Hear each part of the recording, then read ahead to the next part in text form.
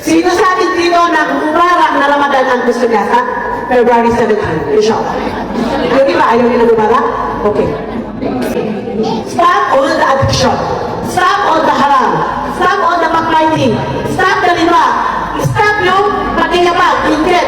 At higit sa lahat, kung hindi mo pagkasabayan o nagasabayan ka, pero kapag nasa importante okasyon ka, wala kang sabayan. Right? Next time po, malapit na ako, inshallah. Ano ba gawin natin? We will control and discipline our nafs. Sino ba yung pinakamalaki kalaban natin? Sino ang pinakamalaki kalaban natin? Sarili natin. Sarili natin. Ang ating nafs o puso, issues. Sino ang nalaman mo? Yung shaitan? Oo! Hindi na ako lang malulugin. Pero, bakit malakas ang shaitan? Kapag hindi disiplinado ang iyong sarili. Ano sinabi ng Allah? Next time po. Sabi ng Allah subhanahu wa ta'ala, Kad aflaha man zakkaha. Katiyakan, sigurado, na ano sinabi ng Allah? Na nagtagumpay ang sinumang nalinis niya ang kanyang pagkatao at pinalago niya ang kanyang sarili. Mula saan? Dadalisahin mo ang sarili mo mula sa inggit. Dadalisahin mo ang sarili mo mula sa katamaran sa pagsasala.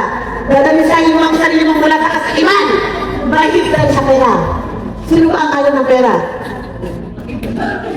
Kung ayaw mo ng pera, bigyan mo sa akin. Kailangan ko ng pera. Alam mo ang pera? It's not evil. It's not true na ang pera ay evil. In fact, ang Uthman ibn Affan, kung hindi siya mayaman, at siya magkapat sa taka ng isang katulad. Right? Sino ang evil? Tao. Yung nafs. Yung nafs na naaman at ang piso. Ang pera ay hindi evil. Pero pag ito ay nasa kamay ng mga tao, ang kanyang nafs ay naaman at ang piso, hindi lang yan sakim. Papatayin ka niya. Hindi lang siya kontrakto.